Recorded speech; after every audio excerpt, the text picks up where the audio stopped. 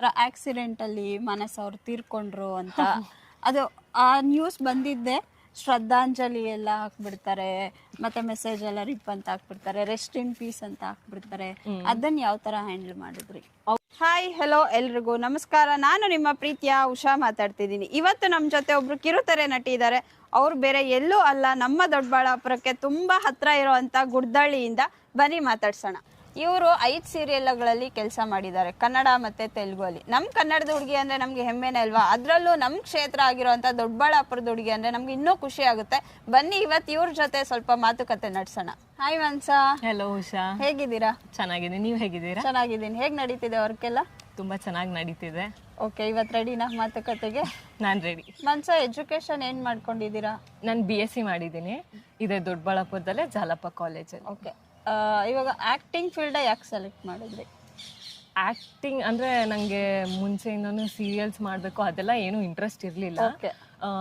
ದೊಡ್ಡ ಡಾನ್ಸರ್ ಆಗಬೇಕು ಅಂತ ಸಿಕ್ಕಾಪಟ್ಟೆ ಇಷ್ಟ ಆಯ್ತು. ಬಟ್ ಫ್ಯಾಮಿಲಿ ಸಪೋರ್ಟ್ ಮಾಡಲಿಲ್ಲ ಅದಕ್ಕೆ. ಯಾಕಂದ್ರೆ ಇವಾಗ ನಾವು ಡಾನ್ಸ್ ಕ್ಲಾಸ್ಗೆ ಹೋಗಿರ್ತೀವಿ, ಎಲ್ಲಾದ್ರೂ ಆರ್ಕೆಸ್ಟ್ರಾ ಆ ಥರದ್ದೆಲ್ಲ ಎನ್ಕರೇಜ್ ಮಾಡಲಿಲ್ಲ. ಅದಾದ್ಮೇಲೆ ಆಂಕರಿಂಗ್ ಫೀಲ್ಡ್ಗೆ ಹೋದೆ. ನಾನು ಯಾವಾಗ ಟಿವಿಯಲ್ಲಿ ಕಾಣಿಸ್ಕೊಂಡು ಅವಾಗ ಇಷ್ಟಪಟ್ಟು ಕಳ್ಸಿದ್ರು. ಹಂಗೆ ಮೂವ್ ಆನ್ ಆಗಿ ಸೀರಿಯಲ್ಸ್ಗೆ, ಮೂವೀಸ್ಗೆ ಸ್ಟಾರ್ಟ್ ಆಯ್ತು. ಓಕೆ, ಈಗ ಮತ್ತೆ ಫ್ಯಾಮಿಲಿ ಸಪೋರ್ಟ್ ಎಲ್ಲ ಸಿಗ್ತಾ? ಅಂದ್ರೆ ನೀವು ಸೀರಿಯಲ್ ಇಂಡಸ್ಟ್ರಿಗೆ ಬರ್ಬೇಕಾದ್ರೆ ಫ್ಯಾಮಿಲಿ ಸಪೋರ್ಟ್ ಎಲ್ಲ ಹೇಗಿತ್ತು ಮನೆಯಲ್ಲಿ? ನಾನು ಯಾವಾಗ ಆಂಕರಿಂಗ್ ಸ್ಟಾರ್ಟ್ ಮಾಡಿದ್ನೋ ನಿಮ್ ಜೊತೆಲೆ ಮಾಡಿದ್ದೀನಿ. ನಾನು ನಿಜವಾಗ್ಲೂ ಅನ್ಕೊಂಡಿರ್ಲಿಲ್ಲ ನಾವು ನೆಕ್ಸ್ಟ್ ಹಿಂಗ್ ಇಂಟರ್ವ್ಯೂ ಮಾಡ್ತೀರಾ, ನೀವ್ ನನಗೆ ಇಂಟರ್ವ್ಯೂ ಮಾಡ್ತೀರಾ ಅಂತ. ನಾನು ಯಾವಾಗ ಟಿವಿಯಲ್ಲಿ ಕಾಣಿಸ್ಕೊಳಕ್ ಸ್ಟಾರ್ಟ್ ಆದ್ನೋ ಅವಾಗಿಂದ ಅವರು ಖುಷಿಯಿಂದ ಏನು ಮಾಡು, ಸೀರಿಯಲ್ಸ್ ಮಾಡು, ಆ ಥರದಕ್ಕೆಲ್ಲ ಸಪೋರ್ಟ್ ಮಾಡಿದ್ರು. ಅದ ನನ್ಗೂ ಗೊತ್ತು, ಪೇರೆಂಟ್ಸ್ ನೋಡಿದೀನಿ, ತುಂಬಾ ಸಪೋರ್ಟಿವ್ ಇದ್ದಾರೆ. ಮನ್ಸಾ, ಇದುವರೆಗೂ ಎಷ್ಟು ಸೀರಿಯಲ್ಸ್ ಅಲ್ಲಿ ಕೆಲಸ ಮಾಡಿದೀರಾ? ನಾನು ಟೋಟಲ್ 5 ಸೀರಿಯಲ್ಸ್ ಅಲ್ಲಿ ಮಾಡಿದ್ದೀನಿ, ಕನ್ನಡ ತೆಲುಗು 2.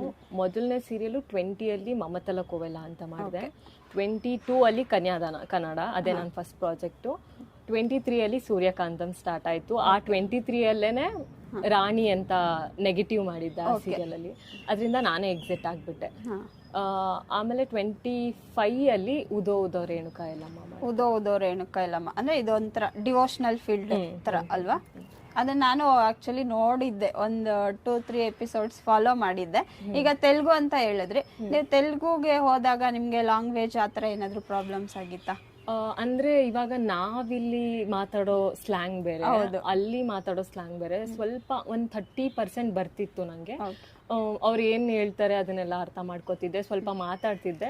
ಬಟ್ ಒಂದ್ 50 ಎಪಿಸೋಡ್ಸ್ ಆದ್ಮೇಲೆ ನನಗೂ ಈಸಿ ಅನ್ನಿಸ್ತು. ಮತ್ತೆ ಅಲ್ಲಿ ನಮ್ ಕನ್ನಡದವ್ರು ಸಿಕ್ಕಿದಾಗ ನೀವು ಕನ್ನಡದಲ್ಲೇ ಮಾತಾಡ್ತಿದ್ರಾ ಅಥವಾ ಇಂಗ್ಲಿಷ್ ಅಲ್ಲಿ ಮಾತಾಡ್ತಿದ್ರಾ, ತೆಲುಗು ಅಲ್ಲಿ ಮಾತಾಡ್ತಾ ಇದ್ರಾ? ನಮ್ ಕನ್ನಡದವ್ರು ಸಿಕ್ಕಿದಾಗ ಆಬ್ವಿಯಸ್ಲಿ ಕನ್ನಡ ಅಲ್ವಾ, ಅದು ಕನ್ನಡದಲ್ಲೇ ಮಾತಾಡಿದ್ರೇನೆ ತುಂಬಾ ಹತ್ತಿರದವರು ಅನ್ನೋ ತರ ಒಂದ್ ಫೀಲಿಂಗ್ ಬರುತ್ತೆ. ಇಂಡಸ್ಟ್ರಿ ಅಂದ್ಮೇಲೆ ಸ್ವಲ್ಪ ಒಂದು ಒಪಿನಿಯನ್ ಬೇರೆ ತರನೇ ಇರುತ್ತೆ. ಆ ತರ ನಿಮ್ಗೆ ಯಾವ್ದಾದ್ರು ಎಕ್ಸ್ಪೀರಿಯನ್ಸ್ ಆಗಿದ್ಯಾ? ಬೆಂಗಳೂರಲ್ಲಿ ಶೂಟಿಂಗು ಸೀರಿಯಲ್ಸ್ ಅಂದ್ರೆ ಅವ್ರು ನೋಡೋದು ಇಲ್ಲ, ಯಾಕಂದ್ರೆ ಅವ್ರು ಡೈಲಿ ಫೇಸ್ ಮಾಡ್ತಾ ಇರ್ತಾರೆ. ನಮ್ಮ ಹಳ್ಳಿಯಲ್ಲಿ ದೊಡ್ಡಬಳ್ಳಾಪುರದಲ್ಲಿ ಅಂದ್ರೆ ನಮ್ಮೂರಲ್ಲೇ ಒಂದ್ ಸ್ವಲ್ಪ ನೆಗೆಟಿವ್ ಕಮೆಂಟ್ಸ್. ಇವಾಗ ಶೂಟಿಂಗ್ ಅಂತ ಹೈದರಾಬಾದ್ಗೆ ಹೋಗ್ತಾಳೆ, ಬ್ಯಾಂಗ್ಳೂರ್ಗೆ ಹೋಗ್ತಾಳೆ, ಅದ್ರಲ್ಲಿ ಬೇರೆ ನಮ್ಗೆ ಟೈಮಿಂಗ್ಸ್ ಬೇರೆ ಅಡ್ಜಸ್ಟ್ ಆಗಲ್ಲ. ಇದೆ, ನಾನು ರೋಡಲ್ಲಿ ನಡ್ಕೊಂಡು ಹೋಗೋವಾಗೇನೆ ಒಂದ್ ಆಂಟಿ ಕಮೆಂಟ್ ಮಾಡಿದ್ದಾರೆ, ಶೂಟಿಂಗ್ ಹೋಗ್ತಾಳೆ, ಹೈದರಾಬಾದ್ಗೆ ಹೋಗ್ತಾಳೆ, ಬ್ಯಾಂಗ್ಳೂರ್ಗೆ ಹೋಗ್ತಾಳೆ, ಎಲ್ಲೆಲ್ಲಿ ಹೋಗ್ತಾಳೋ ಏನೇನ್ ಮಾಡ್ತಾಳೋ. ನಿಜ, ನಾನು ಆ ತರ ಕೆಲಸ ಮಾಡೋ ಹಂಗಿದ್ರೆ ನಾನು ಆ ಫೀಲ್ಡ್ ನ ಚೂಸೇ ಮಾಡ್ತಾ ಇಲ್ಲ.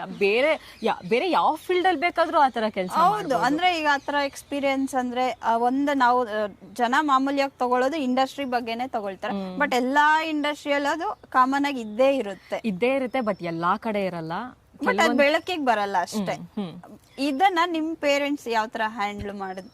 ನಮ್ ಪೇರೆಂಟ್ಸ್ ಅದ್ರ ಬಗ್ಗೆ ಇವನ್ ನಾನ್ ಕೂಡ ತಲೆ ಕೆಡ್ಸ್ಕೊಳಲ್ಲ. ಬಟ್ ಎಲ್ಲೋ ಒಂದ್ ಕಡೆ ತುಂಬಾ ಹರ್ಟ್ ಆಯ್ತು ಅದು. ಯಾಕಂದ್ರೆ ಅವ್ರಿಗೂ 2-3 ಜನ ಹೆಣ್ಮಕ್ಳಿರೋವಾಗ ಬೇರೆ ಹೆಣ್ಮಗುಗೆ ಆತರ ಕಮೆಂಟ್ ಮಾಡಬಾರ್ದು ಯಾರೇ ಆಗ್ಲಿ. ನಮ್ಮ ಅಪ್ಪ ಇದಕ್ ತಲೆನೇ ಕೆಡ್ಸ್ಕೊಳಲ್ಲ. ತುಂಬಾ ಲಕ್ಕಿ. ಹೌದು. ಈಗ ತೆಲುಗು ಅಲ್ಲಿ ನಮ್ಮ ಕನ್ನಡದವ್ರು ಹೋದಾಗ ಅವ್ರ ರೆಸ್ಪಾನ್ಸ್ ಹೇಗಿರುತ್ತೆ? ಈಗ ತೆಲುಗು ಅವರು ಮತ್ತೆ ನೀವು ಎಲ್ಲರೂ ಸೇರ್ಕೊಂಡು ಒಂದ್ ಸೀರಿಯಲ್ ಅಲ್ಲಿ ಕೆಲಸ ಮಾಡ್ತಿರ್ತೀರಾ, ಅಲ್ಲಿ ಅವರು ನಿಮ್ ಜೊತೆ ಯಾವ ತರ ಮಿಂಗಲ್ ಆಗ್ತಾರೆ? ತುಂಬಾ ಚೆನ್ನಾಗಿ ನೋಡ್ಕೊಂತಾರೆ, ತುಂಬಾ ಚೆನ್ನಾಗಿ ಮಿಂಗಲ್ ಆಗ್ತಾರೆ. ಇವಾಗ ನಮ್ಗೆ ಆ ಫುಡ್ ಏನೋ ಅಡ್ಜಸ್ಟ್ ಆಗ್ಲಿಲ್ಲ ಅಂದ್ರೆ ಅವ್ರು ಏನಾದ್ರು ಪ್ರಿಪೇರ್ ಮಾಡಿ ತಂದ್ಕೊಡೋದು. ಒಂದ್ ಅಸಿಸ್ಟೆಂಟ್ ಡೈರೆಕ್ಟರ್ ಆಗಿರ್ಬೋದು, ಅಸೋಸಿಯೇಟ್ ಆಗಿರ್ಬೋದು, ಎಲ್ಲ ತುಂಬಾ ಚೆನ್ನಾಗಿ ನೋಡ್ಕೊಂತಾರೆ. ಮತ್ತೆ ಎಲ್ಲಾ ಫೆಸಿಲಿಟೀಸು ಚೆನ್ನಾಗಿ ಕೊಡ್ತಾರೆ. ಓಕೆ, ಇಲ್ಲಿಗೂ ಮತ್ತೆ ಅಲ್ಲಿಗೂ ಕನ್ನಡ ಇಂಡಸ್ಟ್ರಿಯಲ್ಲೂ ಮತ್ತೆ ತೆಲುಗು ಇಂಡಸ್ಟ್ರಿಯಲ್ಲೂ ಏನ್ ಡಿಫ್ರೆನ್ಸ್ ನೀವು ನಿಮ್ ಎಕ್ಸ್ಪೀರಿಯನ್ಸ್ ಪ್ರಕಾರ ಹೇಳೋದಾದ್ರೆ? ಅಂದ್ರೆ ಕನ್ನಡ ಇಂಡಸ್ಟ್ರಿನೂ ಸೂಪರ್, ನಾನು ಅದ್ರ ಬಗ್ಗೆ ಕಮೆಂಟ್ ಮಾಡಲ್ಲ. ತೆಲುಗುನು ಚೆನ್ನಾಗಿರುತ್ತೆ. ತೆಲುಗು ಅಲ್ಲಿ ಇನ್ನೊಂದ್ ಸ್ವಲ್ಪ ಚೆನ್ನಾಗಿ ನೋಡ್ಕೊಂತಾರೆ, ಯಾಕಂದ್ರೆ ಬೇರೆ ಸ್ಟೇಟ್ ಇಂದ ಬಂದಿರೋರಿಗೆ ರೆಸ್ಪಾನ್ಸಿಬಿಲಿಟೀಸ್ ಇರುತ್ತೆ, ಸೇಫ್ಟಿಯಾಗಿ ಬಂದ್ಮೇಲೆ ವಾಪಸ್ ಕಳಿಸ್ಬೇಕು ಅನ್ನೋ ಒಂದು ಜವಾಬ್ದಾರಿ ಅವರಿಗೂ ಇರುತ್ತೆ. ಆ ತರ ಚೆನ್ನಾಗಿ ನೋಡ್ಕೋತಾರೆ ಅಷ್ಟೇ. ಅದಕ್ಕೂ ಇದಕ್ಕೂ ಏನ್ ಡಿಫ್ರೆನ್ಸ್ ಇಲ್ಲ. ಪೇಮೆಂಟ್ ಚೆನ್ನಾಗಿರುತ್ತೆ, ಕನ್ನಡದಲ್ಲೂ ಪೇಮೆಂಟ್ ಚೆನ್ನಾಗಿ ಕೊಡ್ತಾರೆ. ಓಕೆ, ಅಂದ್ರೆ ಪೇಮೆಂಟ್ಸ್ ಬಗ್ಗೆ ಮಾತಾಡ್ಬೇಕಾದ್ರೆ ಎಲ್ಲೋ ಒಂದ್ ಕಡೆ ನಮ್ಮ ಕಿರುತೆರೆ ನಟ ನಟಿಯರೇ ಎಲ್ಲೋ ಒಂದ್ ಕಡೆ ಹೇಳ್ಕೊಂಡಿರೋ ಪ್ರಕಾರ, ಇಲ್ಲ ನಮ್ಗೆ ತೆಲುಗು ಇಂಡಸ್ಟ್ರಿಯಲ್ಲಿ ಒಳ್ಳೆ ಪೇಮೆಂಟ್ ಸಿಗ್ತಾ ಇದೆ, ಫೆಸಿಲಿಟೀಸ್ ಜಾಸ್ತಿ ಸಿಗ್ತಾ ಇದೆ, ಆ ತರದ ಇಂಟರ್ವ್ಯೂಸ್ ನಾವು ನೋಡಿದೀವಿ. ನೀವ್ ಅದ್ರ ಬಗ್ಗೆ ಹೇಳೋದಾದ್ರೆ ಏನ್ ಹೇಳ್ತೀರಾ? ಫೆಸಿಲಿಟೀಸ್ ಕನ್ನಡದಲ್ಲಿ ಹೇಗ್ ಕೊಡ್ತಾರೋ ತೆಲುಗಲ್ಲಿ ಹಾಕಿ ಕೊಡ್ತಾರೆ. ಅದೇ ನಾನು ಹೇಳಿದ್ನಲ್ಲ, ಬೇರೆ ಸ್ಟೇಟ್ ಇಂದ ಬಂದ್ರು ಅಂತ ಸ್ವಲ್ಪ ಚೆನ್ನಾಗಿ ನೋಡ್ಕೊಂತಾರೆ. ಪೇಮೆಂಟ್ ವಿಷಯಕ್ಕೆ ಬಂದ್ರೆ ಕನ್ನಡಕ್ಕಿಂತ ತೆಲುಗಲ್ಲಿ ಜಾಸ್ತಿನೇ ಕೊಡ್ತಾರೆ. ನಿಮಗೆ ಯಾವತ್ತಾದ್ರೂ ಇಂಡಸ್ಟ್ರಿಯಿಂದ ಎಕ್ಸಿಟ್ ಆಗ್ಬಿಡೋಣ ಅನ್ಸಿದ್ಯಾ? ನಂಗೆ ಫಸ್ಟ್ ಸೀರಿಯಲ್ ಅಲ್ಲೇ ಅನ್ಸಿದೆ. ಯಾಕಂದ್ರೆ ಸೀರಿಯಲ್ ಸ್ಟಾರ್ಟಿಂಗ್ ಅಲ್ಲಿ ಪೈಲಟ್ ಎಪಿಸೋಡ್ಸ್ ಅಂತ ಶೂಟ್ ಮಾಡ್ತಾರೆ. 15 ಎಪಿಸೋಡ್ಸ್ ಪೈಲಟ್ ಎಪಿಸೋಡ್ಸ್ ಅಂತ ಶೂಟ್ ಮಾಡ್ತಾರೆ. ಅದನ್ನ ನಾವು ಬೇರೆ ಕಡೆ ಕರ್ಕೊಂಡು ಹೋಗ್ತಾರೆ, ರಾಜಮಂಡ್ರಿ ಲೊಕೇಶನ್ ಬೇರೆ ಸ್ಟೇಟ್ಗೆ ಕರ್ಕೊಂಡು ಹೋಗ್ತಾರೆ. ತುಂಬಾ ಅಂದ್ರೆ ಸಿಕ್ಕಾಪಟ್ಟೆ ಬಿಸಿಲು. ಇಲ್ಲಿ ಕಂಪೇರ್ ಮಾಡಿದ್ರೆ ಡಬಲ್ ಟ್ರಿಬಲ್ ಆ ಕಡೆ ಎಲ್ಲ ಟೆಂಪರೇಚರ್ ಜಾಸ್ತಿನೇ ಇರುತ್ತೆ. ನಾನು ಇಲ್ಲಿವರೆಗೂ ವೇರ್ ಮಾಡಿದ್ದೆ ಅವಾಗ.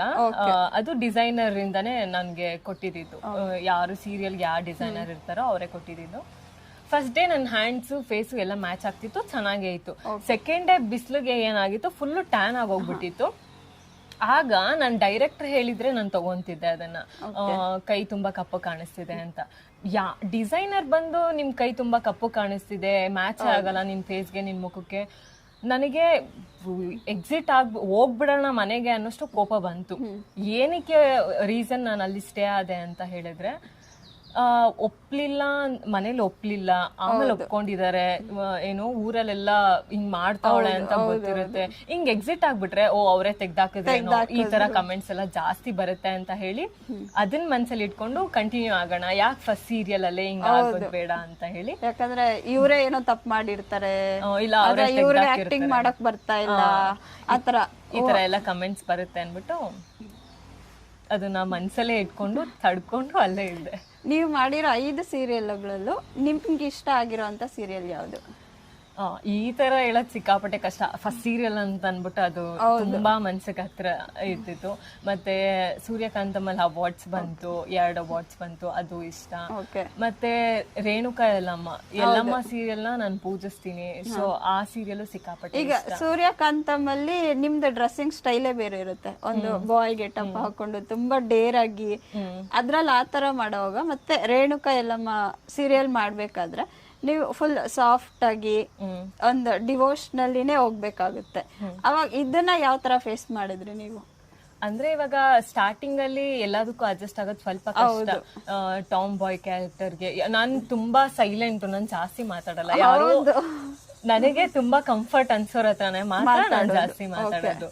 ಟಾಮ್ ಬಾಯ್ ಕ್ಯಾರೆಕ್ಟರ್ ಅಂದಾಗ ಸ್ವಲ್ಪ ಒಂದ್ 2-3 ದಿನ ಟೈಮ್ ತಗೊಂತು.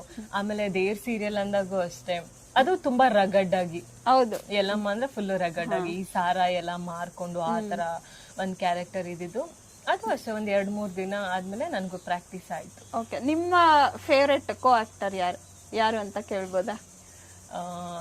ಸೂರ್ಯಕಾಂತಮಲ್ಲಿ ನಾವು 2 ವರ್ಷ ಜರ್ನಿ ಮಾಡಿದ್ವಿ, ಕೌಶಿಕ್ ಅಂತ. ಅವನು ಅಷ್ಟೇ ತುಂಬಾ ಏನಾದ್ರು ಪ್ರಾಬ್ಲಮ್ಸ್ ಆದ್ರೆ ಎಲ್ಲದಕ್ಕೂ ಸ್ಟ್ಯಾಂಡ್ ತಗೋತಾ ಇದ್ದ, ಅವನಿಷ್ಟ. ಮತ್ತೆ ಉದೋದ ರೇಣುಕಾ ಯಲ್ಲಮ್ಮ ಅಲ್ಲಿ ವರ್ಷ ಅಂತಿದ್ಲು.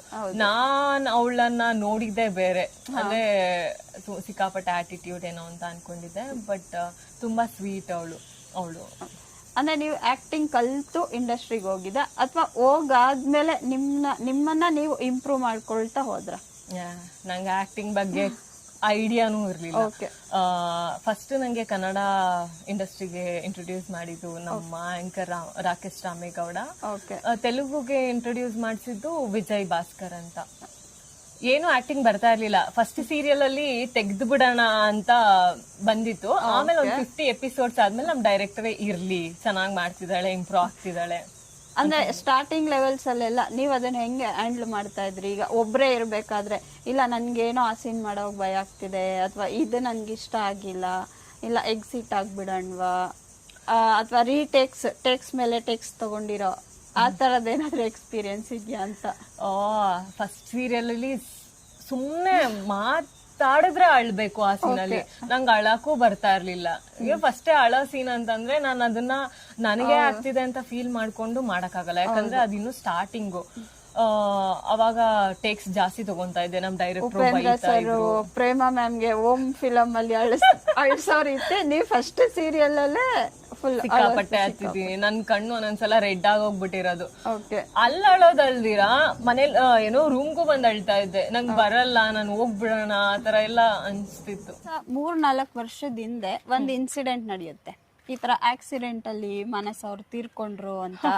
ಅದು ಆ ನ್ಯೂಸ್ ಬಂದಿದ್ದೆ ಶ್ರದ್ಧಾಂಜಲಿ ಎಲ್ಲ ಹಾಕ್ಬಿಡ್ತಾರೆ, ಮತ್ತೆ ಮೆಸೇಜ್ ಎಲ್ಲ ರಿಪ್ ಅಂತ ಹಾಕ್ಬಿಡ್ತಾರೆ, ರೆಸ್ಟ್ ಇನ್ ಪೀಸ್ ಅಂತ ಹಾಕ್ಬಿಡ್ತಾರೆ.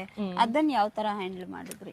ಅವಳು ನನ್ನ ಒನ್ ಆಫ್ ಮೈ ಫ್ರೆಂಡ್ ಒಂದ್ 5-6 months ಬ್ಯಾಕ್, ಅಂದ್ರೆ ಅವಳು ಡೆತ್ ಆಗೋಕ್ಕಿಂತ ಮುಂಚೆ ಒಂದ್ 5-6 months ಬ್ಯಾಕ್ ನನ್ ಗೆಸ್ಟ್ ಹೌಸ್ ಅಲ್ಲೇ ಬಂದು ಒಂದ್ 3-4 ದಿನ ಸ್ಟೇ ಆಗಿದ್ಲು. ಏನು ಹೈದ್ರಾಬಾದ್ ಅಲ್ಲಿ ಇದ್ದಾಗ.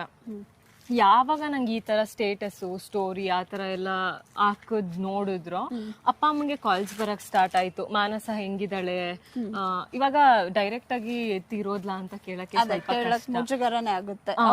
ನಾನು ಆರಾಮಾಗಿ ನಮ್ಮ ಅಪ್ಪ ಅಮ್ಮನ ಜೊತೆ ಆಟ ಆಡ್ತಾ ಇದ್ದೀನಿ. ಅವಾಗ ನಂಗೆ ಗೊತ್ತಾಗಿದ್ದು ಈ ತರ ಹೈದ್ರಾಬಾದ್ ಅಲ್ಲಿ ಆಕ್ಸಿಡೆಂಟ್ ಅಲ್ಲಿ ತೀರೋಗಿದ್ದಾಳೆ ಅಂತ. ಅವಳು ನನ್ನ ಫ್ರೆಂಡ್ ಅಲ್ವಾ, ಸ್ವಲ್ಪ ಬೇಜಾರಿದ್ದೇ ಇರುತ್ತೆ. ಬಟ್ ಎಲ್ಲ ನಂದ್ ಹಾಕಿದಾರಲ್ಲ, ಅವ್ರ ಅಪ್ಪ ಅಮ್ಮನ ಹೆಸರು ನಮ್ಮ ಅಪ್ಪ ಅಮ್ಮನ ಹೆಸರೇ, ಎಲ್ಲ ಕನ್ಫ್ಯೂಸ್ ಮಾಡ್ಕೊಂಡು ನನ್ನ ಹೆಸರು ಹಾಕಿದ್ರು. ಅವಾಗ ರಘು ಅಣ್ಣ ಒಂದು ವಿಡಿಯೋ ಮಾಡಿ ಫೇಸ್ಬುಕ್ ಇನ್ಸ್ಟಾಗ್ರಾಮ್ ಅಲ್ಲಿ ಎಷ್ಟು ಮೆಸೇಜಸ್ ಬಂದಿತ್ತು ಅಂದ್ರೆ ಆ ವಿಡಿಯೋ ಹಾಕಿದ್ಮೇಲೆನೆ ನಂಗೆ ಅದು ಸ್ಟಾಪ್ ಆಗಿತ್ತು. ನೀವು ಇಂಡಸ್ಟ್ರಿಗೆ ಹೋದ್ಮೇಲೆ ನಿಮ್ಮ ಫಸ್ಟ್ ಡೇ ಸಂಭಾವನೆ ಎಷ್ಟಿತ್ತು? ಎಲ್ಲಾರ್ಗು ಈ ಸೀರಿಯಲ್ಸ್ ಮೂವೀಸ್ ಅಂದ್ರೆ ಅವ್ರ ಪೇಮೆಂಟ್ ಎಷ್ಟು, ಅವ್ರ ಸ್ಯಾಲ್ರಿ ಎಷ್ಟು ಅನ್ನೋ ಕ್ಯೂರಿಯಾಸಿಟಿ ಜಾಸ್ತಿ. ಅವ್ರ ಪೇಮೆಂಟ್ ಕೊಡಕ್ಕೂ ನಮ್ಗೆ ಕಾಸ್ಟ್ಯೂಮ್ಸ್ ಇರುತ್ತೆ, ಮತ್ತೆ ಬೇರೆ ಬೇರೆ ಮೇಕಪ್ ಐಟಮ್ಸ್ ಎಲ್ಲ ಇರುತ್ತೆ. ಫಸ್ಟ್ ಏನು ಸ್ಯಾಲ್ರಿ ಅಂತ ಬಂದ್ರೆ ಪರ್ ಡೇ 5,000 ಕೊಟ್ಟಿದ್ರು ನನಗೆ. ಮಂತ್ಲಿ ಏನಿಲ್ಲ ಅಂದ್ರೂ ಒಂದು 12 to 15 days ಬರ್ತಿತ್ತು. ಕಾಸ್ಟ್ಯೂಮ್ಸ್ಗೂ ಖರ್ಚಾಗ್ತಿತ್ತು. ಮೇಕಪ್ಗೆ ಯಾವಾಗೋ ಒಂದ್ಸಲ 1 ವರ್ಷಕ್ಕೆ 2 ವರ್ಷಕ್ಕೆ ಇನ್ವೆಸ್ಟ್ ಮಾಡಿದ್ರೆ ಮುಗ್ದೋಗ್ತಿತ್ತು. ಕಾಸ್ಟ್ಯೂಮ್ಗೆ ನಮ್ಗಷ್ಟೇ ಖರ್ಚಾಗ್ತಿತ್ತು. ಆ 5,000 ನೀವು ಏನ್ ಮಾಡಿದ್ರಿ? ಫಸ್ಟ್ ಪೇಮೆಂಟ್ ಫ್ಯಾಮಿಲಿಗೆ ಕೊಟ್ಟೆ ಅಂತ ಅಲ್ಲ, ನಾನು ದೇವ್ರಿಗೆ ಈ ತರ ಮಾಡಿಸ್ಕೊಡ್ತೀನಿ ಅಂತ ಹೇಳಿದ್ದೆ. ನಮ್ಮ ಮನೆ ದೇವ್ರಿಗೆ ಬೆಳ್ಳಿ ಕಿರೀಟ ಮಾಡಿಸ್ಕೊಟ್ಟಿದ್ದೆ. ಹರಕೆ ತೀರಿಸ್ಕೊಂಡಿದ್ದೀರಾ? ಇವಾಗ ನಾನು ಆ ಇಂಡಸ್ಟ್ರಿಗೆ ಎಂಟರ್ ಆದೆ, ಏನಾದ್ರೂ ಮಾಡ್ಲೇಬೇಕಲ್ವಾ. ನಂಗೆ ಈ ತರ ಯಾವ್ದಾದ್ರು ಸೀರಿಯಲ್, ನಂಗೆ ಫಸ್ಟ್ ಅಲ್ಲಿ ಇದ್ದಿದ್ ಏನಂದ್ರೆ ಯಾವ್ದಾದ್ರು ಸೀರಿಯಲ್ ಅಲ್ಲಿ ತಂಗಿ ಕ್ಯಾರೆಕ್ಟರ್ ಆದ್ರೂ ಮಾಡ್ಬೇಕು ಅಂತ ಇಷ್ಟ ಆಯ್ತು. ನಂಗೆ ಡೈರೆಕ್ಟ್ ಹೀರೋಯಿನ್ ಆಗೇ ಸಿಕ್ತು. ಆ ಖುಷಿಗೆ ಹೌದು. ನೀವು ಮಾಡಿರೋ 5 ಸೀರಿಯಲ್ಗಳಲ್ಲೂ ನೀವು ಹೀರೋಯಿನ್ ಆಗೇ ಮಾಡಿದೀರಾ? ಹೀರೋಯಿನ್ ಆಗೇ ಮಾಡಿದೀನಿ. ಒಂದ್ರಲ್ಲಿ ನೆಗೆಟಿವ್ ಆಗಿ ಮಾಡಿದೀನಿ, ವಿಲನ್ ಆಗಿ. ಓಕೆ. ಆ ಒಂದು ಸೀರಿಯಲ್ ಅಲ್ಲಿ ನೆಗೆಟಿವ್ ಆಗಿ ಮಾಡುವಾಗ ನೀವು ಏನಾದ್ರೂ ಫೀಲ್ ಆಗಿದ್ರಾ? ಇಲ್ಲ ನಾನು ಈ 4 ಸೀರಿಯಲ್ ಹೀರೋಯಿನ್ ಆಗಿ ಮಾಡಿದೆ, ಅಥವಾ ಇದು ನೆಗೆಟಿವ್ ಆಗಿ ಮಾಡ್ತಾ ಇದ್ದೀನಿ, ಜನಗಳಿಗೆ ಯಾವ ತರ ನೋಡ್ತಾರೆ, ಏನ್ ಅನ್ಕೊಳ್ತಾರೆ, ಆ ತರ ಎಲ್ಲ ಏನಾದ್ರು ಯೋಚನೆ ಮಾಡಿದ್ರಾ? ಅಂದ್ರೆ ಅದು ನೆಗೆಟಿವ್ ಅಂತ ನನ್ನನ್ನ ಕರ್ಸ್ಕೊಂಡ್ಲಿಲ್ಲ. ಏನು ಸೆಕೆಂಡ್ ಹೀರೋಯಿನ್ ಅಂತ ಕರ್ಸ್ಕೊಂಡ್ರು. ಅವಾಗ ನಾನು ಯಾವ ಪ್ರಾಜೆಕ್ಟ್ಸು ಮಾಡ್ತಾ ಇರ್ಲಿಲ್ಲ. ಸರಿ ಕನ್ನಡ ಸಿಕ್ತಲ್ಲ, ಸ್ಟಾರ್ ಸುವರ್ಣ ಅಂತ ಹೇಳಿ ಸೆಕೆಂಡ್ ಹೀರೋಯಿನ್ಗೆ ಅಂತ ಒಪ್ಕೊಂಡೆ. ಅದು ಕಂಟಿನ್ಯೂ ಆಗ್ತಾ ಆಗ್ತಾ ಆಗ್ತಾ ಒಂಥರ ವಿಲನಿಶ್ ಆಯ್ತು. ಅದು ಆಫ್ ಸ್ಕ್ರೀನ್ ನೀವು ವಿಲನ್ ಆನ್ ಸ್ಕ್ರೀನ್ ನೋಡಿರ್ತಾರೆ. ಆಫ್ ಸ್ಕ್ರೀನ್ ಎಲ್ಲಾದ್ರೂ ರಿಲೇಟಿವ್ಸ್ ಇರ್ಬೋದು, ಫ್ರೆಂಡ್ಸ್ ಇರ್ಬೋದು, ಎಲ್ಲಾದ್ರೂ ಪಬ್ಲಿಕ್ ಪ್ಲೇಸ್ ಅಲ್ಲಿ ಇರ್ಬೋದು, ನಿಮ್ಗೆ ಯಾರಾದ್ರೂ ಏನಾದ್ರೂ ನೆಗೆಟಿವ್ ಆಗಿ ಕಮೆಂಟ್ ಮಾಡಿದಾರ? ನೆಗೆಟಿವ್ ಆಗಿ ಕಮೆಂಟ್ ಮಾಡಿಲ್ಲ, ಬಟ್ ಚೆನ್ನಾಗಿ ಮಾಡಿದ್ಯಾ ಅಂತ ಹೇಳಿದ್ದಾರೆ ಅಷ್ಟೇ. ಓಕೆ. ಇವಾಗ ಜನ ತುಂಬಾ ಅಪ್ಡೇಟ್ ಆಗಿದ್ದಾರೆ ಸೀರಿಯಲ್ ಅಂದ್ರೆ. ಈಗ ನೆಗೆಟಿವ್ ಮಾಡಿದ್ರು ಇಲ್ಲ ಇದು ಆಕ್ಟಿಂಗ್, ಆ ಸೆಕೆಂಡ್ಗೆ ಆ ಸೀನ್ ಮಾತ್ರ ಮಾಡ್ತಾ ಇದಾರೆ ಅನ್ನೋ ನಾಲೆಜ್ ಅಂತೂ ಖಂಡಿತ ಎಲ್ರಿಗೂ ಇದೆ. ನೀವು ಇಂಡಸ್ಟ್ರಿಗೆ ಹೋಗಕ್ ಮುಂಚೆ ಈ ತರ ಇದ್ರು, ಇಂಡಸ್ಟ್ರಿಗೆ ಹೋದ್ಮೇಲೆ ಚೇಂಜ್ ಆಗಿದ್ದಾರೆ, ಈ ತರ ಎಲ್ಲ ಯಾರಾದ್ರೂ ಕಮೆಂಟ್ಸ್ ಮಾಡಿದಾರ? ನಾನು ಮೊದ್ಲಿಂದಾನು ಇವಾಗ ಯಾರಾದ್ರೂ ಕಂಫರ್ಟ್ ಇರೋರ ಹತ್ರನೇ ಜಾಸ್ತಿ ಮಾತಾಡೋದು, ಮತ್ತೆ ನೀವು ಮಾತಾಡ್ಸಿದ್ರೇನೆ ಮಾತಾಡೋದು, ಮೊದ್ಲಿಂದಾನು ಅದೇ ತರ ಬೆಳ್ದಿರೋದು. ಇಂಡಸ್ಟ್ರಿಗೆ ಹೋದ್ಮೇಲೆ ಚೇಂಜ್ ಆಗಿದ್ಯಾ ಅಂತ ಸಿಕ್ಕಾಪಟ್ಟೆ ಹೇಳಿದಾರೆ. ನನಗೆ ಆತರ ಬುದ್ಧಿ ಇಲ್ಲ. ಇವಾಗ ಕೆಲವರು ಚೇಂಜ್ ಆಗೋಗ್ಬಿಟ್ಟಿದ್ಯಾ ನೀನು ಅಂತ ಹೇಳಿರೋದು ಇದೆ. ರೀಸೆಂಟ್ ಆಗಿ ನಮ್ ಸೀನಿಯರು ಅಷ್ಟೇ, ಮುಂಚೆ ಹೆಂಗಿದ್ದೋ ಇವಾಗೂ ಹಂಗೆ ಇದ್ಯಾ ಕಣೋ ನೀನು ಅಂತಾನು ಹೇಳಿರೋದು ಇದೆ. ನಾನು ಆತರ ಯಾವತ್ತೂ ಚೇಂಜ್ ಆಗಲ್ಲ. ಇವಾಗ ನಾನ್ ನಿನ್ ಜೊತೆ 9 years ಬ್ಯಾಕ್ ಹೆಂಗಿದೀನೋ ಈಗ್ಲೂ ಹಂಗೆ ಇದೀನಿ, ನಾನೇನ್ ಚೇಂಜ್ ಆಗಿದ್ದೀನಿ. ಬಟ್ ನಂಗೆ ಸಖತ್ ಕೋಪ ಬರುತ್ತೆ. ಕಣ್ಣಿಗೆ ಆತರ ಕಾಣಿಸ್ತಿರುತ್ತೆ. ಇವಾಗ ನಿನ್ ಇಂಟೆನ್ಷನ್ ಬೇರೆ ತರ ಇರುತ್ತೆ. ನಿನಗೆ ಆತರ ಅನ್ಸ್ಬಿಟ್ರೆ ನಾನ್ ಆತರ ಅಲ್ಲ. ಅದ್ರಲ್ಲೂ ನಿಮ್ಗೆ ಶೆಡ್ಯೂಲ್ಸ್ ಇರುತ್ತೆ, ಟೈಮ್ ಸಿಗೋದೇ ಕಮ್ಮಿ. ಅಲ್ಲಿಂದ ಇಲ್ಲಿಗೆ ಜರ್ನಿ ಮಾಡ್ಬೇಕು, ರೆಸ್ಟ್ ಮಾಡ್ಬೇಕು, ಸ್ಕಿನ್ ಕೇರ್ ಮಾಡ್ಬೇಕು, ಎಲ್ಲ ಎಷ್ಟೊಂದಿರುತ್ತೆ. ಸೊ ಅವಾಗ ನಾವು ಅವ್ರಿಗೆ ಟೈಮ್ ಕೊಡೋಕ್ ಆಗದೇನೋ ಇರ್ಬೋದು. ಅದರಿಂದ ಈ ತರ ಅನ್ಕೊಳ್ಬೋದು. ಇವಾಗ ಎಲ್ಲ ಒಂದ್ ಕಡೆ ನೀವ್ ನನ್ನ ನೋಡಿರ್ತೀರಾ, ನಾನ್ ನಿಮ್ಮನ್ನ ನೋಟಿಸ್ ಮಾಡಿರಲ್ಲ. ಅದನ್ನ ಹೇಗ್ ತಗೋತೀರಾ ನೀವು? ಅವಳು ಮಾತಾಡಲ್ಲ ಅಂತ. ಹೌದು, ನೀವೇ ಮಾತಾಡ್ಬೋದಲ್ವಾ? ನಿಮ್ಗೂ ಆಟಿಟ್ಯೂಡ್ ಅಂತ ನಾನ್ ಅನ್ಕೋಬೋದಲ್ವಾ? ಹೌದೌದು. ಒಂದ್ ದಿನಕ್ಕೆ ನೀವು CM ಆದ್ರೆ ಏನ್ ಚೇಂಜ್ ಮಾಡ್ಬೇಕು ಅನ್ಕೊಂಡಿದೀರಾ? ಒಂದ್ ದಿನಕ್ಕೆ CM ಆದ್ರೆನಾ? ಇಂಡಸ್ಟ್ರಿಯಲ್ಲಿ ಬೇರೆ ಬೇರೆ ತರ ಎಲ್ಲ ಚಾನ್ಸಸ್ ಕೊಡ್ತಾರೆ. ಹೌದು, ಆಲ್ಮೋಸ್ಟ್ ಎಲ್ಲರಿಗೂ ಗೊತ್ತಿರತ್ತೆ. ಆ ತರ ಎಲ್ಲ ಬ್ಯಾನ್ ಮಾಡಿ ಈ ಹಳ್ಳಿಯಲ್ಲಿರೋರ್ಗೆ, ಬಡವ್ರಿಗೆ, ಆ ತರದವ್ರಿಗೆ ಏನು ಫಸ್ಟ್ ಚಾನ್ಸ್ ಅಂತ ಕೊಡಕ್ ಇಷ್ಟಪಡ್ತೀನಿ. ನೆಕ್ಸ್ಟ್ ಈ ಹಾಸ್ಪಿಟಲ್ಸ್ ಅಲ್ಲಿ, ದೇವಸ್ಥಾನಗಳಲ್ಲಿ, ಪೊಲೀಸ್ ಸ್ಟೇಷನ್ ಅಲ್ಲಿ ಫಸ್ಟ್ ಪ್ರಿಫರೆನ್ಸ್ ಬಡವ್ರಿಗೆ ಅಂತ ಬಿಟ್ಟು ಇರ್ಬೇಕು. ಎಷ್ಟೋ ಕಡೆ ಲಂಚ ಅದು ಇದು ಅಂತ. ಇವಾಗ ದೇವಸ್ಥಾನದಲ್ಲಿ ಎಷ್ಟೋ ಜನ VIP ಗಂಟೆಗಟ್ಟಲೆಯಿಂದ ನಿಂತ್ಕೊಂಡಿರ್ತಾರೆ, ಯಾರೋ ಬಂದ್ರು ಅಂತ ಬಿಡ್ತಾರೆ. ಅದ್ ನಮ್ಗೆ ಹೆಂಗ್ ಅನ್ಸುತ್ತೆ? ಅದರ ಎಲ್ಲ ಬ್ಯಾನ್ ಮಾಡಿ ಎಲ್ಲಾರ್ಗೂ ಈಕ್ವಲ್ ರೈಟ್ಸ್ ಮಾಡ್ಬೇಕು ಅನ್ನೋದು ನಂಗೆ ಇಷ್ಟ. ಥ್ಯಾಂಕ್ ಯು ಮನಸಾ, ನಿಮ್ ಜೊತೆ ಮಾತಾಡಿ ತುಂಬಾ ಖುಷಿ ಆಯ್ತು. ನಂಗೂ ನಿಮ್ ಜೊತೆಲಿ ಮಾತಾಡಿ 9 ವರ್ಷ ಆದ್ಮೇಲೆ ಸಿಕ್ಕಿ ಮಾತಾಡಿ ನಂಗೂ ಸಿಕ್ಕಾಬಟ್ಟೆ ಖುಷಿ ಆಯ್ತು. Thank you so much. ಮತ್ತೆ ಇನ್ನೊಂದು ವಿಡಿಯೋ ಜೊತೆ ಇನ್ನೊಬ್ಬರ ಜೊತೆ ಮಾತುಕತೆ ನಡೆಸೋಣ. ಅಲ್ಲಿವರೆಗೂ ಬಾಯ್.